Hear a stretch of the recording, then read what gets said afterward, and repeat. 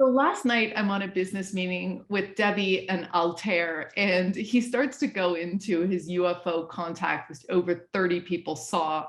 And then he talks about his dolphin encounters, and then he talks about his incredible brain, which is on Schumann resonance at all times, kind of like a Lincoln Gergar, who we've interviewed before. Absolute anomaly. Incredible. And at the end of the call, he actually takes us into a demonstration of how to move out of your body and pull gamma into theta, I believe is what we did. It was very powerful. And so I'm really excited that he's wants to share this with everyone today, because this is astounding. He's an example of who we are, what we can become, and what we're capable of. Thank you so much, Altair, for all you do in the world. Now get this, he had brown eyes, brown hair, right? Just remember that fact. So he goes, one weekend anyway, because he did a lot of training, he goes to Bethel's Beach, when I used to live not far from Bethel's Beach, and I knew he went there. And he went there for 3 days just to kind of chill out. And Annie was going to meet him there, but due to her own professional, marathon running commitments, she couldn't on this particular weekend. And then he turns up after the weekend, and he has shock white blonde hair and blue eyes.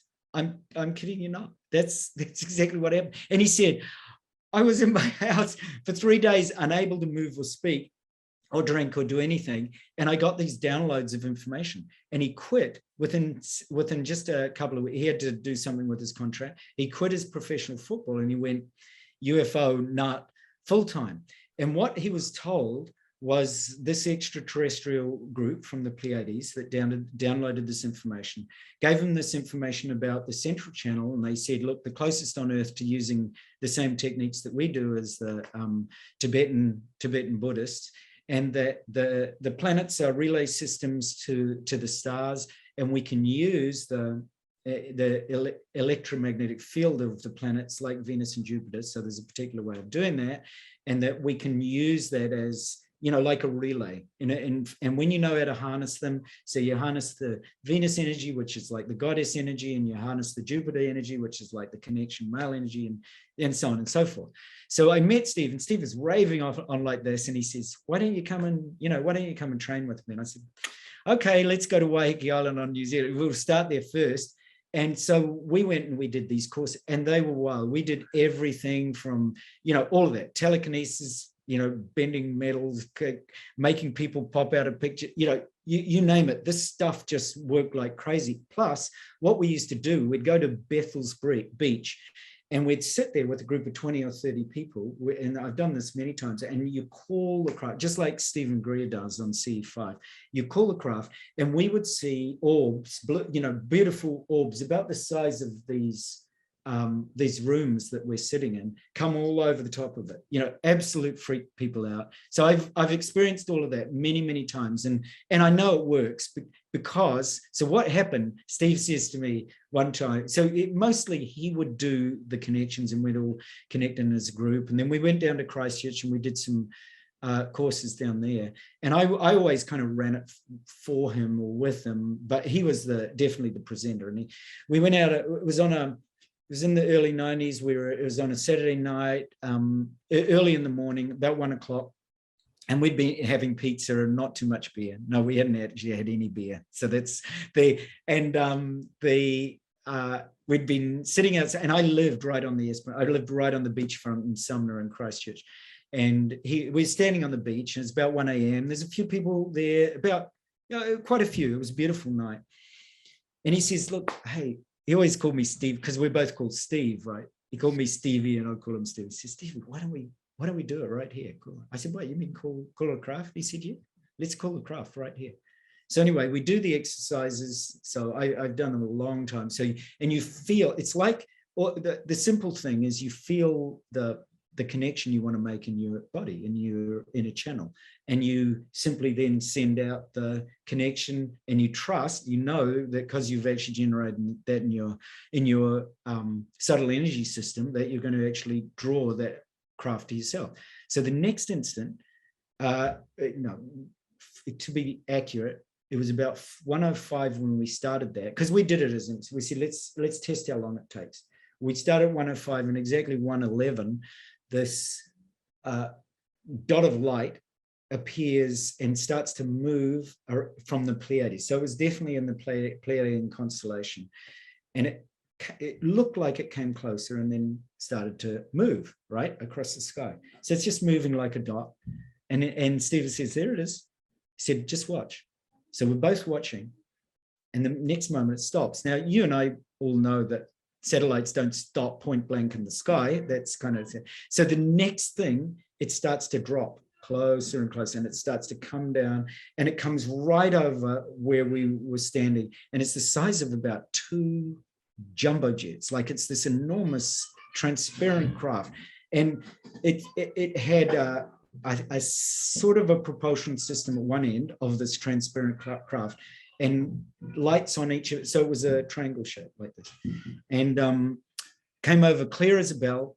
And we're not the only witnesses. So there's, like, by this time, there's about 30 to 40 people. They're all standing out. And I can remember there's some people behind me that were out in a boat fishing, and you could see they're all just looking up. There's a woman with a dog right there. There's another guy, so I could see all this. And I lived on the Esplanade, and I knew this area well. So we're looking up. This incredible craft comes down, flashes 3 times at us. It was obviously at us because we were, and then the next moment it goes, and shoots out across the thing and disappears, we thought, right? Now, so he goes, well, and everybody's looking at, we're all still amazed at how close this craft came, and also what we saw and so on. That was on Sunday morning, so it felt like Saturday night, but it was actually Sunday morning. On the papers on Monday, it said, UFO craft sighted in Sumner, information, a craft has been sighted, and then it described exactly, a large craft. All the witnesses gave, so that was the thing, 30 people giving this description of that. Plus, it then went, when it shot away at that, I've been to air shows, I've seen stealth aircraft right up first, but I've never seen a craft move like this. And it stopped, it hovered over 4 young boys' house. They were having a roof party, and it came right over them. Same craft, this enormous craft. And one of the boys went to Christchurch Boys High, and I actually contacted him years later, which is a whole nother story. But anyway, so repeat on papers, there were people interviewed on television, it was on the radio, the New Zealand Coast Guard and all that was, it didn't appear on any screen. They said, we know there's these, but there's no accounts. By that Thursday, 2 Air Force jets flew in from the US with scientists on board. They set up this kind of, in the local community center, they set up all these surveillance things. They had signs on all the lampposts saying $500 reward for information leading to the crafts site, and all of this. And they did this whole thing just like it was like being in the X-Files. And so the story actually goes on. There's quite, but I'll shorten the bits of it. About 2 weeks later, I was with some friends on another beach, and you'll relate to this with spoon bending and everything that you're doing, Zing, because these friends of mine say, you saw a UFO, but I said, there were 30 witnesses. It's been, we saw the TV things, but that could have just been, I don't know, mass hypnosis. I said, did you see this? Okay, what would it take for you to believe me? And they said, well, why don't you make one come? And I said, well, look up. The sun's right over here. Can you actually see anything if it appeared in the sun? They said, oh, no, I guess not. And then one of the women says, why don't you call a pod of dolphins? No, and I was in my okay, I'll do anything, I said, sure. What would it take? And she laughed and she said, if you could get a pod of dolphins to come and then get them to swim in here and acknowledge you, she said, that'd do it. And they all laughed, right? I said, okay, sure. Now this is 5 witnesses. So I've got all those witnesses here and then all these witnesses to what happened next. So I just sat down and Zinga, same thing, right? Just focus on the central column, focus on the others. Suddenly there's this wash of the ocean up through me. Like literally I felt a dolphin and the ocean inside me. I've got all these tingles all over my body because I know how it feels. I actually felt them. And the next moment, there's a pod of dolphins out to sea. And then my friends go, oh my God, look, there is a pod of dolphins. I said, told you. And they said, yeah, but, and then right at that moment, 3 of the dolphins, I kid you not, peel off from the pod way out at sea and come and swim straight in to me where I'm sitting on the beach. And you should have seen, my friends went pale and they said, Jesus, you know, taking all the names in vain of our best Lord, Jesus, what are you doing? Stop it. And I said, you asked me to do it. You know, what do you expect? They said, no. I said, come on, you're not going to just allow our family to swim in here after you requested that and then not go swimming with them. And they said, we're not, no, we're not. I said, okay. So I whipped off my clothes because it was quite a wild ocean beach. And I jumped right in. The dolphins came right into basically right into the shore, swam around me for 20 minutes, round and round. And then, I could speak. I wasn't speaking human language. I was speaking dolphin clicks and bleeps. And, I just mimicked as best I could. But it was really obvious. They let me, pull along. They'd swim underneath me. They'd give me, it was just fantastic. It's 3 of them, 3 of this pod. And then I came out, and then my friend said, Stephen, you were just too weird. They said, if you can do that sort of stuff, we're too scared to ask you to do anything else. I said, but I didn't do it. It's not me. I said, this is the cosmos speaking through every one of us. It's nothing to do with me.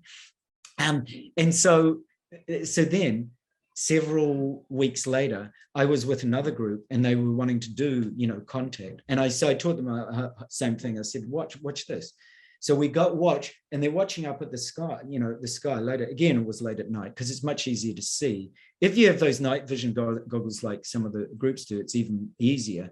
But we were doing it with naked eyes. And then suddenly they saw this craft. It came down and when it hit the atmosphere, it left this rainbow trail, a bit like my background. It left this incredible, in the pitch black, left a rainbow trail. It was incredible. They said, they said, ETs are real. I said, of course they're real. Why would you have billions of worlds out there to do no? I said, they're real, but you've got to attune your frequency, your conscious. It's just as simple as that. If you're going to send out messages of like, I don't believe in you, or we're scared of you, well, of course you're going to pick up that kind of frequency. So right up to the present day, so this is just a month ago, there's a friend of mine that was part of that whole time in Christchurch, and she was at a party with because now in New Zealand they have they celebrate Matariki, or in Maori the Pleiades, and that's so they're now celebrating this. So she was at a party, and she was talking to them about this. She said, a friend of mine called this craft from the Pleiades, and he knows how to do all these things that are just so totally wild. And she was part of this group, and she had seen those orbs on Bethel's Beach. And she said, it's all true. And of course, everybody's laughing. It's just a load of nonsense. You guys are speaking. And then a guy that was at the party, he just stood up and he said, and they all knew him, obviously. He was some long-standing member of their community. He said, no, what, her name's Penny, this friend of mine. He said, what Penny says that Stephen saw, he said, I was there. He said, everything that Stephen described was 100% accurate. And that's, he said, I know we have contacts with ET. He said, I've seen it.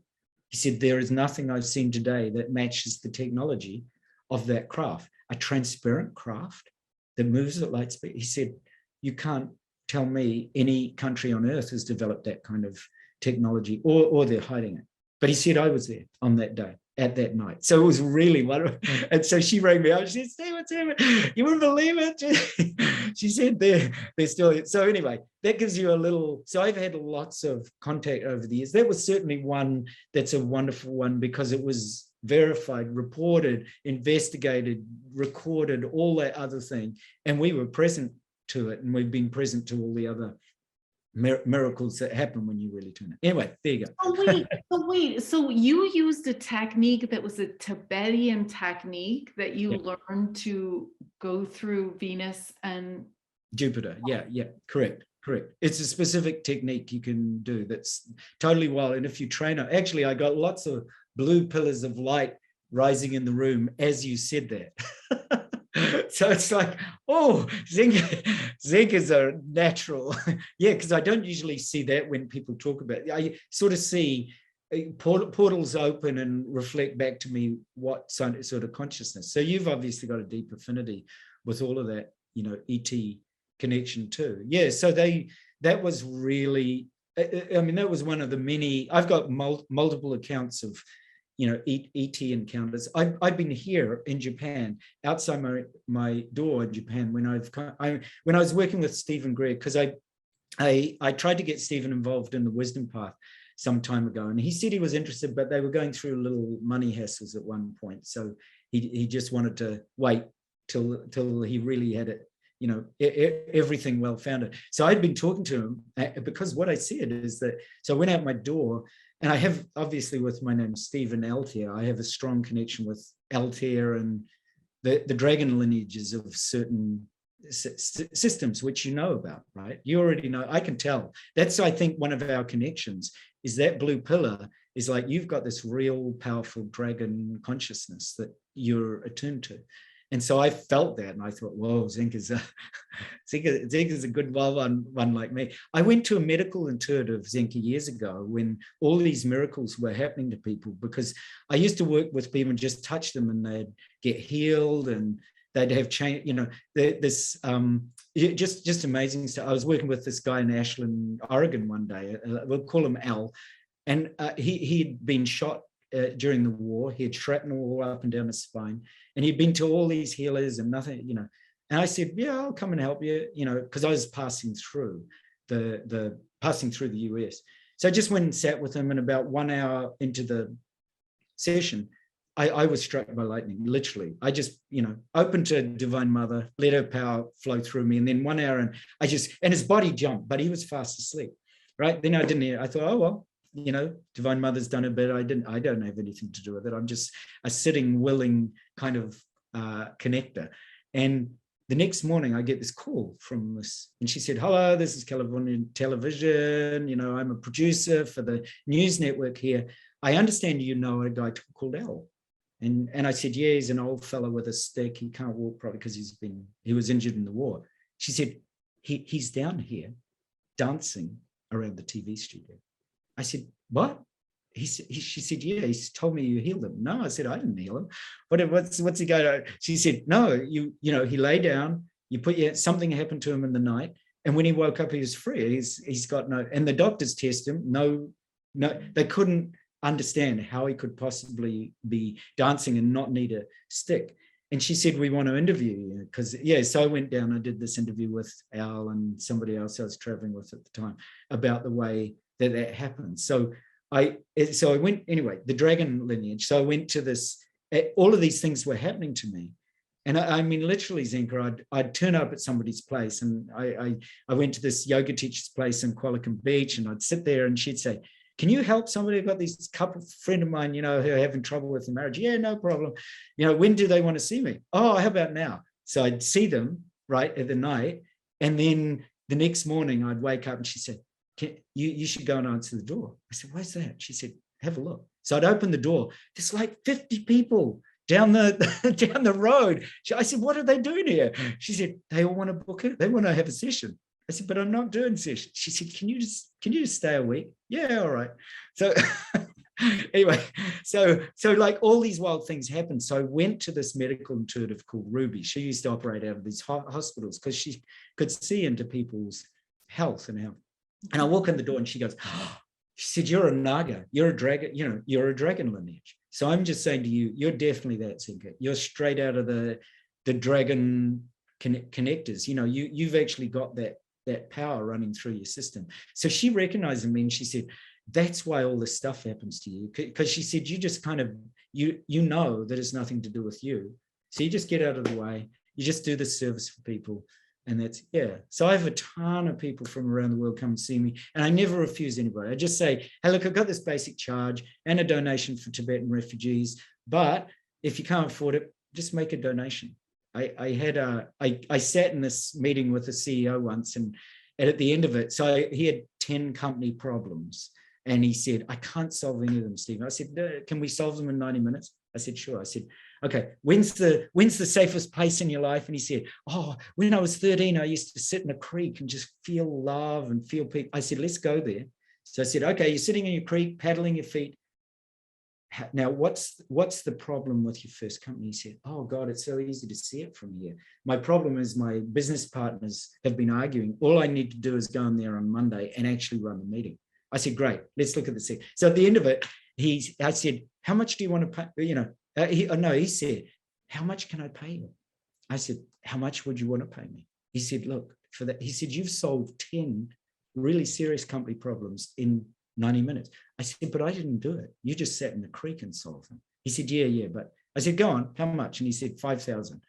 He said, easily $5,000 an hour to do that sort of stuff. That's priceless. And I said, great, take all that money and donate it to a charity of your choice. So I kind of, if people want to offer me a lot of money, I get them to pay it forward. And if people can't afford it, I'll just do it on a donation of, like if you can afford $1, do $1. Or if you can't afford it, come and see me and then pay it forward to somebody else. Because then you'll actually, when you make money for it. Anyway, I'll stop talking, otherwise I'll go on forever. But you get what I mean. I mean, I recognize you. You've got this, oh, I want to grab you and hug you until we can't stop. I feel the same way. How cool. How really cool. Wow. So tell me about the dragons, because you kind of went like this. You kind of went, tell me. So I have this huge thing with dragons. I was given this dragon in Paris. It was like this kid's sculpture. He's like, you need this. And then when I was at the mystery school, we did an astral travel with 2 people I had never met before, ever. And they were like, oh my gosh, Zenka, you have dragons above your head. And I sometimes call them in when I call my team in. I'm like, okay, dragons above, come down. You know what I mean? And when I was first waking up, I met a guy from a dragon lineage, and he kind of helped me through some stuff. You know what I mean? Like orienting me to stuff. And yeah, I mean, my ex-boyfriend had a huge truck called, Dragon. You know what I mean? It's just like, and then when I was getting a channel from my professor that's telling me about the pearl, she's like, you have massive blue ETs on either side of you. Yeah, that's what I saw. These massive blue colors. Yeah, totally. When you did about the ET, I saw it here in the room, and I thought, wow, Zenka's got some power, support. Yeah. And it's like you say, it's like, it's really not us. And we can teach people how to make this connection, right? Is like exactly what you're saying, like that dolphin story. I've heard dolphins are also ETs, but we can basically teach people how to create heaven on earth here using their connection, right, to God and all that. And that's all it is. Oh, it's just magic. So that's why what you're doing, any way I can support, let's do it. Sometimes I always think with meetings like this, I need to settle down a bit. I need to go and have a cup of tea and think, I need to think wow, Debbie, Zenka, what a beautiful, I need to have a cup of tea. Years ago, I ran a health clinic with Sai Baba devotee named Joan, and she was, again, very well-funded woman and a very good friend of mine. And anytime she was bothered, she'd just say to me, Stephen, I'm bothered. Let's go have tea. And we just sit for long whiles, just having tea. I love doing that. I just love tea. I'm in Japan. You got to love tea when you're in Japan. So anytime I don't know what to do, I just sit there. Just going to have tea. Tea and long baths. I know we all get our downloads in the long baths too. Totally. I get, Debbie, you're so right. Zenka, I went to this at one of the temples, Narita Sang temple near here. It's a big, very large Shingon Buddhist temple. This beautiful palmist, and she serves at the temple, so she's kind of one of the readers of the temple itself. And she sat down with me and she said, you'll have a long life so long as you have baths every day, salt baths. And I said, actually, I have Himalayan salt baths every day. She said, I do too. Oh God, I love that. Debbie, I'm with you all the way. That is good. Like, that has got to be the most pristine thing anybody had said to me. She was so cool the way she said it, because she went through all this other stuff, and then she gets the end of it. She may as well not have told me anything, because when she got to the salt bars, I was hooked. Like she said, just don't forget the salt bath. It was almost like she gave me to the life. And I've had, like you, I've had downloads. I've had Buddhas rise up in front of the bath. I've had things come through portals. You think, what? Zenka, people think, so here's one more little one for you.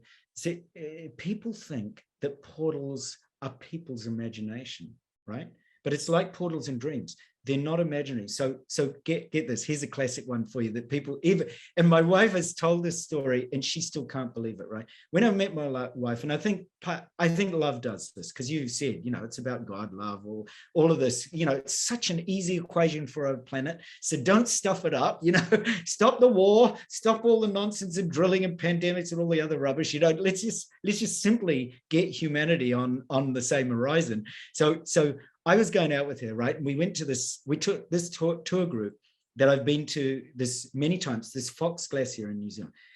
It's just a glacier. There is nothing else. There is rocks and a glacier and a few bits and pieces of trees and bushes.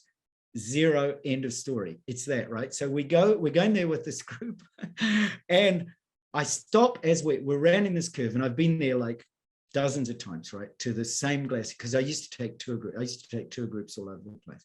I used to take kids on tour groups all over the world and raise money for charity with kids. So I'm taking this tour group, and I had another leader, and my wife's with me, and I got to this bend, and I thought, that's odd. I don't remember that little path there before. And I said to the tour group, hey, can you take everybody else on? I'll catch you up. I just want to show. She wasn't my wife for that. She was my girlfriend. And I said, can I just take my wonderful friend through this path? I don't know why, but it just go. Yeah, he said, no problem. And it just looked like the path ended at this little bush path. The bush was about just a bit higher than me, about this high. So I pushed through the bush, and the next minute, it was rock on the other side, right? Should have been rock on. I pushed through with my wife to be, and it opens out onto this literal fairyland. I have never to this day seen a hidden valley like this one. It was literally huge. It was a whole valley with waterfalls and rainbows and beautiful twinkling, just fairyland trims. My wife literally stopped. She was thunderstruck. She had to rub her. She said, "Are you hypnotized?" People always believe I'm hypnotizing them. She said, "Are you?" No, I said, "I'm not creating it." I said, the good Lord's creating, Divine Mum's creating this. The Source is creating it. No, I said, we've arrived in this, like in Japanese, you call it rakuen, a hidden valley. And so we sat. I kid you not. We tried to get photos, and my watch stopped. The cameras wouldn't work. Phone, nothing worked. And so we thought, oh gosh, we just frolicked, in waterfalls and rivers. And it was just, to this day, my wife will give you the same exact description of this beautiful. She always says to me, I want to go back. That was home. Earth has, it's like there was nothing to compare. Anyway, we do that. I reckon we'd been there half an hour. We come back through the same trees. And when we get to the end, we see our group, who look like they've barely moved, a meter or so. And I put a rock on the entrance so that I know where to come back. I said, I've got to show somebody. I said, that is, and we look back, and of course it just looks like rock past the bush. And then we go to the guy who was a friend of mine, and I said to him, hey, I thought you guys would be way up the other end by now. He said, what do you mean? You were just gone a split second. We just thought, you're going to have a kiss or something like that. But we'd been away that whole time. And to this day, so my wife still can't believe it. It's still very visceral. If I ask her to bring up that, I said, can you do, she'll describe it under hypnosis, lie detector, oath, whatever, that she was there. But the tour group, And we went back. As I said to the tour group, so come on, let's go back. The moment I turned back to find that rock, there was no path and no rock, nothing. And yet my wife had been, there was just, the trees were there, but there'd actually been a genuine path going through there. My wife saw it, I saw it. And I even said to the group leader, where was that path? He said, well, maybe you just imagine it, because he said, I thought I saw a path too, but I've never seen a path going. And he said, I've been here like you many, many times. He said, I just thought you were kind of playing around with something. So there you go. You know, those portals genuinely exist. And I've been through them, and I've seen some of these things and been there. And fortunate part, Zinga, like you, is the key is you've got to get other people to believe in that. You've got to get people to know through their own direct experience. And that's mostly what I've been doing all these years, is I teach people how to have their own direct experiences of whatever they were, ET, you know, manifestation, but this, that, you know, the next thing, lucid dreaming, because lucid dreaming is very simple for me, just because I've done it for so many years. So it's like and the wonders of it is that I think the scientific aspect of it, hang on, I'll just show you, just reminded me of one last thing. Oh, I get so excited talking to you. It's like talking to my long lost soul sisters, and it's like, oh my God, can you believe it that these people actually yeah, anyway, look, I'll show you what the scientists get so excited about, and maybe why those sort of crazy stuff happens to me all the time. So here you go. It's this. I just show them this one graph and they say, you can do that? I go, so I was the subject of, in last August, I was the subject of engineering and scientific conference in Japan that was led by Dentsu company, which is one of Japan's largest billion-dollar marketing companies.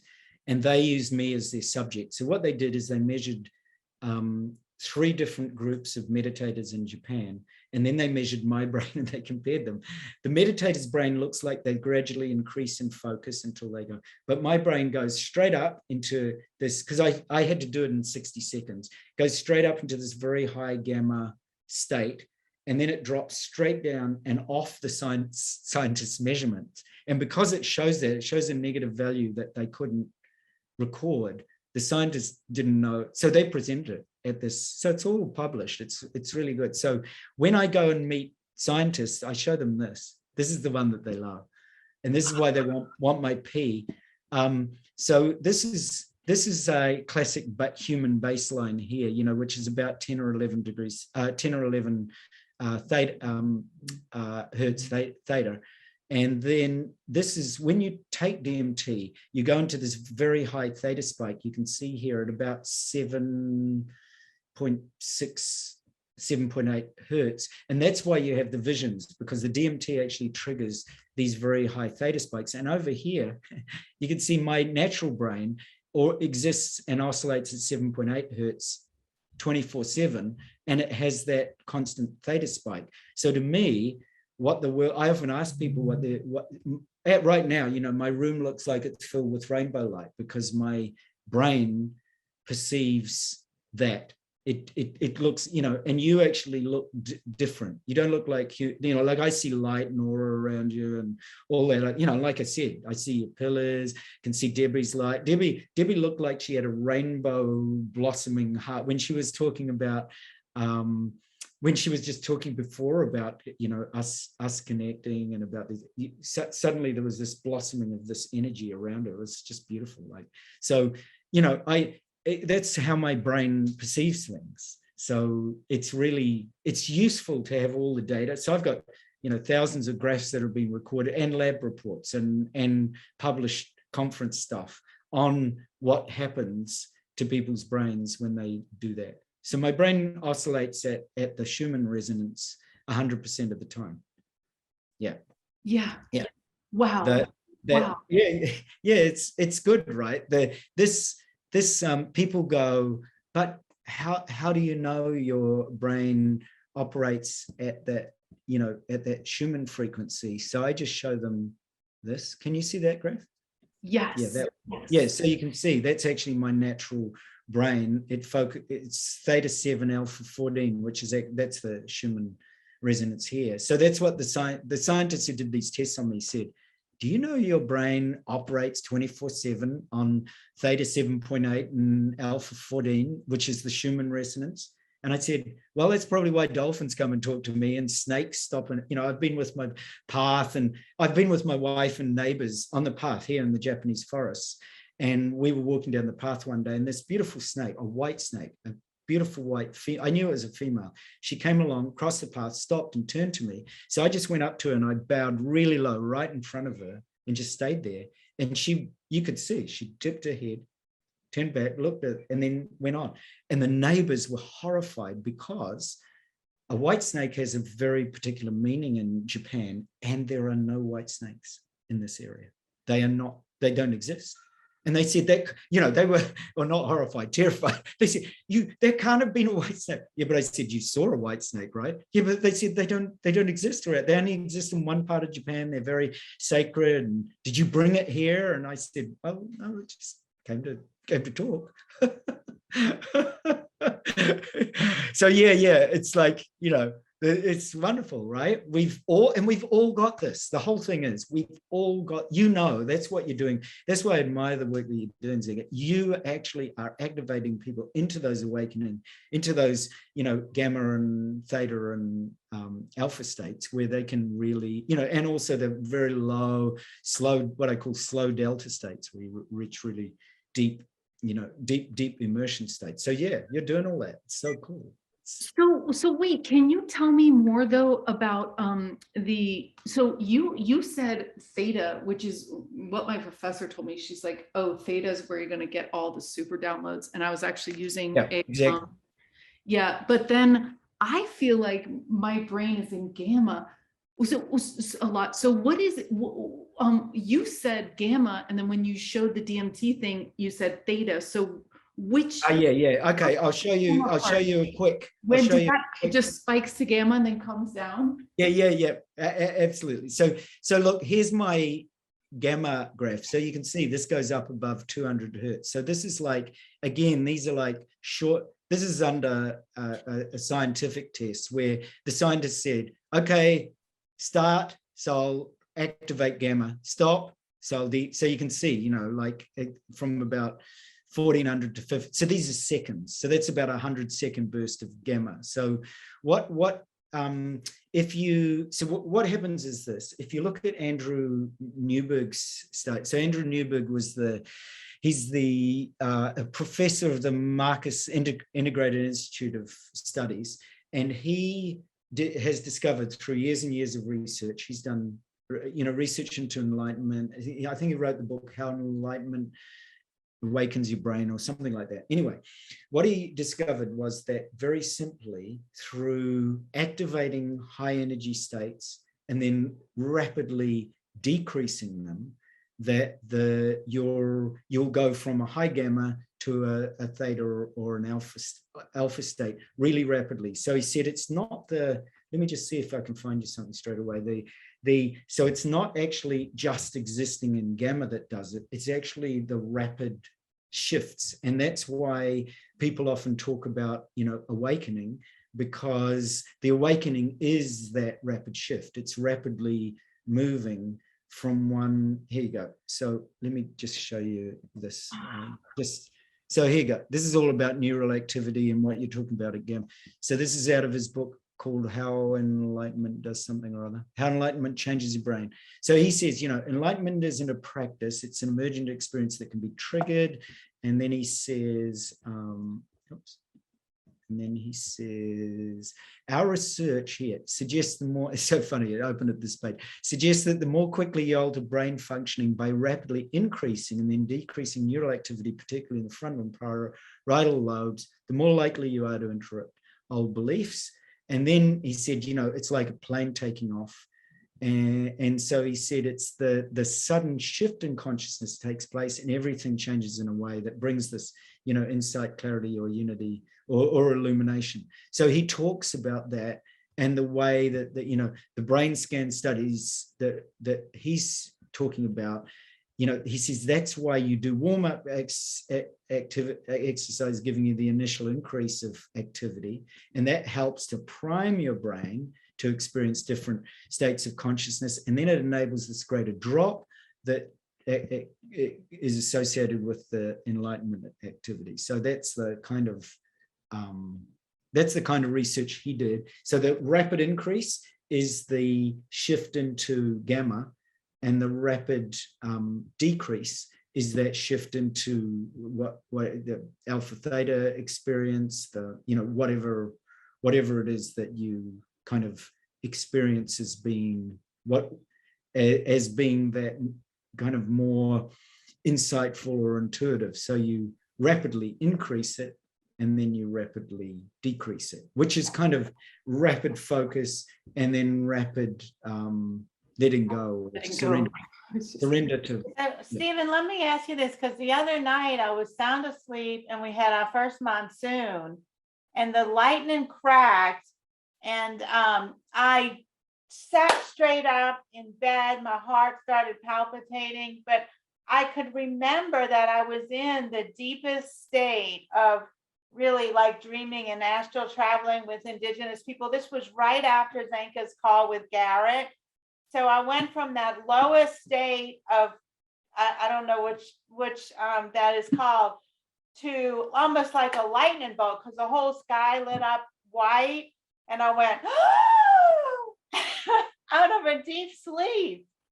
Yeah. And that, I have never experienced anything like that. The contrast of the deep state of dreaming to the awakened, like it felt like they put paddles on my chest. And it was an awakening. And it was the night that all the planets were aligned with the crescent moon.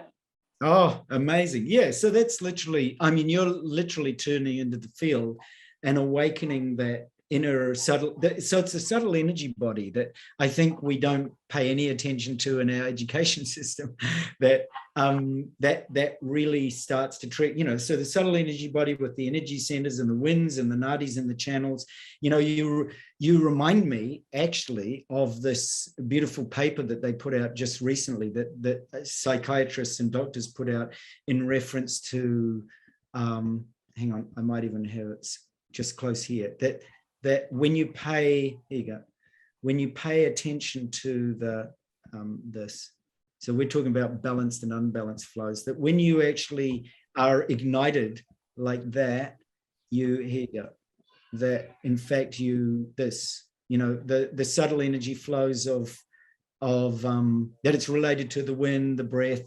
So in your case, you're actually relating to the light directly. So you can relate to the winds in the body, but you can also relate to the subtle energies of the light. So that was called, that was how to understand subtle energy systems in illness and psychiatric disorders. So it was, when you went to looking at heroin studies and all that kind of thing, that'll be, I was just thinking about that, Zenka. I've got a good friend in the Mayo Clinic, because I actually run a group with doctors who are, we could say doctors who are have got some very cool views on things. I'll ask him. His name's Ashok Patel. Debbie knows him. He's in Weismara. But he's a good friend of mine that rings me up in the middle of the night. And what you were talking about, this sudden increase and sudden decrease. So this was actually from the Japanese engineering. I'm the green, and these are the meditators they did throughout Japan. So what they found is generally people increase their focus. But what happened was I started by increasing the focus and dropping out. So you can see down here, this minus whatever it is, minus something. That was where the instruments couldn't measure what my brain was doing. So these are actually, this is a 60-second burst, a 60-second burst. So what they asked me to do was do a 60-second concentrated burst, which is the high gamma, a 60-second neutral burst, which is my normal alpha theta, and then the 60-second non-dual or awake awareness state where you're going beyond concept, which is where their scientific measurements couldn't measure what was happening on their systems. So they were all good. I remember Sadhguru said when he did that, the people thought he'd died. They said, according to us, you should be clinically dead. It's kind of what the scientists said to me. They said, look, according to us, you shouldn't actually be able to do that. You know, have an immeasurable measurement. But I said, but isn't that what non-dual awareness is? I've just given you actual, you know, objective evidence that I can go into an immeasurable measurement because it won't measure. Yeah, they said, yeah, we thought of that. And then they asked me kind of how I did that. So I showed them, you know, things like Tibetan sky gazing and so on and so forth. And they said, oh, we kind of get an idea. In fact, Debbie, you know, Max Newland who's the CEO of FocusCom that works with the Olympic. So he's a friend of ours, Zenka. He works with the Olympic teams and with the women's soccer teams, women's weightlifting team, the Olympic team. And so he came to me. I gave him some pointers on how to, because we were working with him in the Conscious Accelerator, which was another group I'd been working with some time ago that Debbie knows. And he wanted to know, he said, Stephen, I'm going up in front of the Olympic swimming team and I'm supposed to show them how this stuff works. How do you do that? Because I showed him how I could go from 100% in 60 seconds to neutral and then to make it drop out to 0% in 360. He said, how do you do that? And I said, look, all I'm actually doing is I just simply go to the sky. Yeah, like that. And he said, and of course the instrument goes boom, and it just flicks off. And he said, oh, can you show me just that? And he said, I could feel it, because I can feel it now, right? My brain kind of goes, pop. And then he said, that's exactly what I want. So he managed to get it to the point where he could make his instruments go to about 98 or 97 or 98% within a minute of him doing this in a particular way of simply, it's like, because for me, when I see the sky, there's an actual sky there. I actually close my eyes. I just simply try. So I can give you an example of it, a real simple example. So if you, for example, if you close your eyes and just for a moment, the key is relaxation. You just got to rest back simply in this natural being. Just rest in who you are. That's the whole point, is we've got all this naturally as human beings. We just don't access it. So if you go to the most essential point, that is that you can be limitless and vast, and that every experience we have can be viewed as an expression of this limitlessness and this openness, and essentially the emptiness. Because emptiness, another way of seeing emptiness is that we allow infinite potential to arise. So all you're going to do is rest in that awareness for a moment and allow every experience to unfold within this space of infinity or limitlessness or emptiness. So you get really comfortable, that's the key. And you just rest back for a moment. You find a posture that allows you to be relaxed and alert. And then just for a moment, drop your awareness back behind you and up to the right rear corner of your room. And just look down at your body, sitting there on the chair.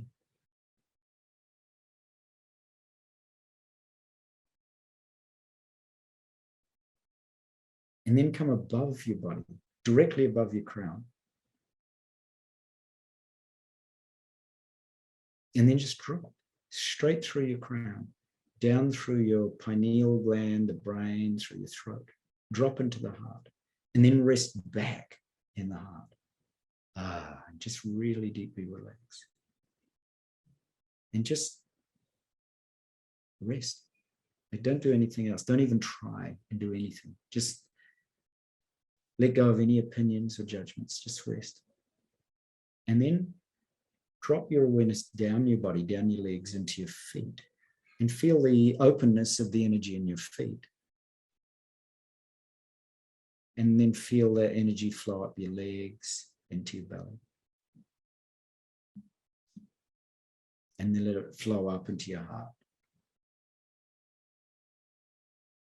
And then just notice where you're breathing from. Like, it might be the tip of your nose, or it might be your heart, or it might be your belly, or it could be somewhere else. Maybe even through your third eye, your Ajna chakra. So you just rest for a moment in awareness.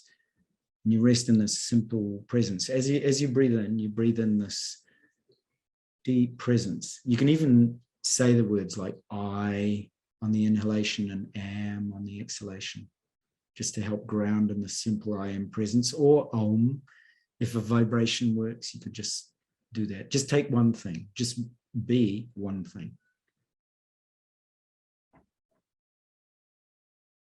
Right, and colors might arise, you might see visions, you might hear things, whatever, you might feel things. It's just pure and simple.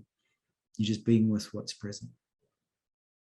And then I want you to go back in time, now that you're really, really relaxed. I want you to go back in time to an experience where you've really connected with these ancient lineages. This could be lightning strikes, shamans, beautiful experiences with dragon lineages, pennies dropping out of the ceiling from the heavens. Just go to that moment when you really felt connected with this lineage or this aha, or this opening.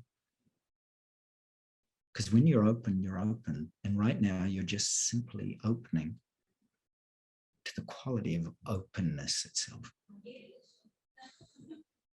And you're just simply being present and opening to this within you. And really sensorize it, make it fully, fully awake in your being, so that you really, all the senses of that moment, the very moment it happened, or the very moment you were open to this lineage or penny dropping from heaven, or the dragons, or the ET contact, the very moment. Really allow this to happen in every body cell, so that every body cell vibrates with this opening, as if every body cell is infinite, as if every cell of your being is open to openness. A bit like sliding into a warm bath of openness and infiniteness. So whatever helps you to completely relax into this infinite opportunity of being, take a few moments to do that and just notice how it feels.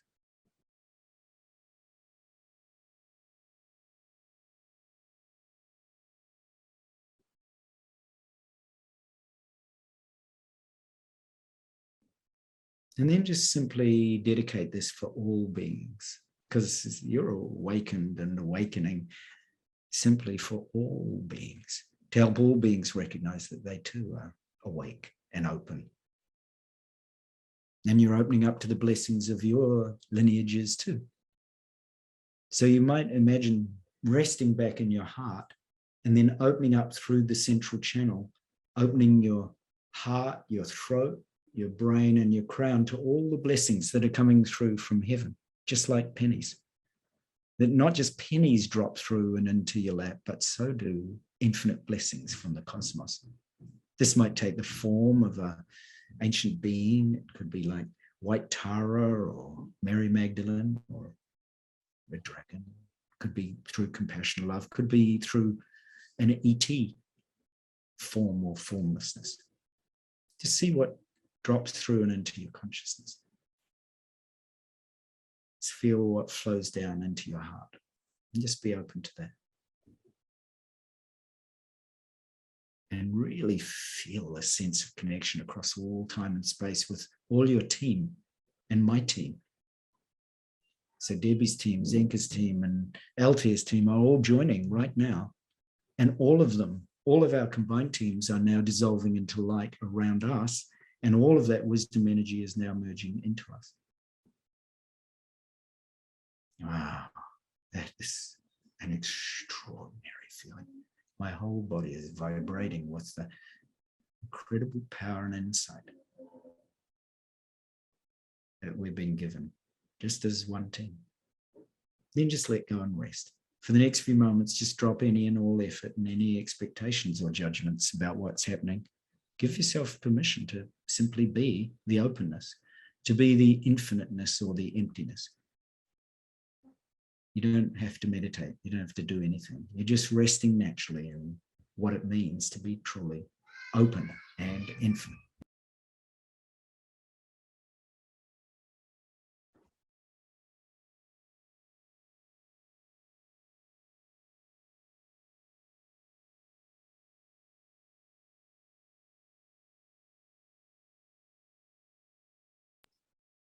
And now in that infiniteness and openness, let's slowly open our eyes together as that openness, as that infinite, miraculous being, so that we see everything around us with eyes of love and awe, with a heart of love and delight and innocence, a bit like a young child in a temple for the first time.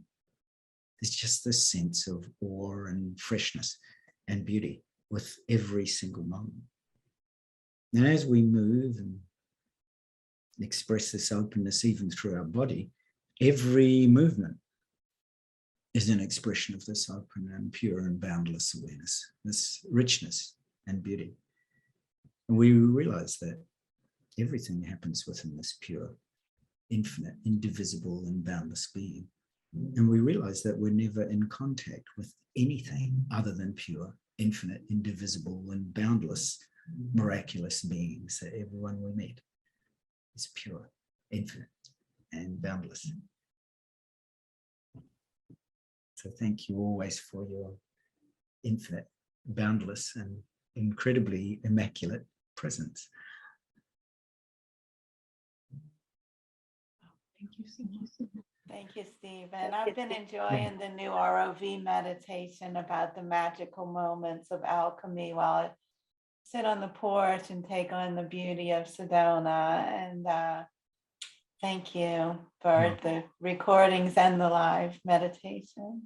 Oh, I'm just so privileged to be in both your company. I truly bow at your feet. You two are amazing. So I'm just always humbled by this kind of connection we can make across all space and time.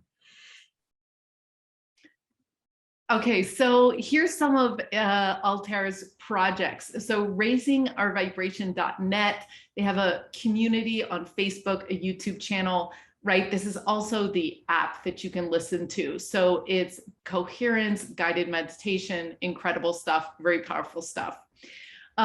He's also, this is his website, altairlove.com. He does these incredible astral astrology knowledge sharing. This is him and his daughter and his wife. His daughter is now 8 years old.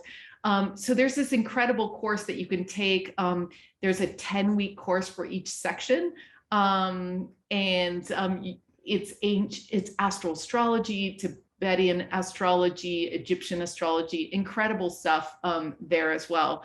So this day is at this-day.org, all about peace. You can check out that. There's also podcasts, right, that talk about his other projects, heal.art and the Wisdom Path.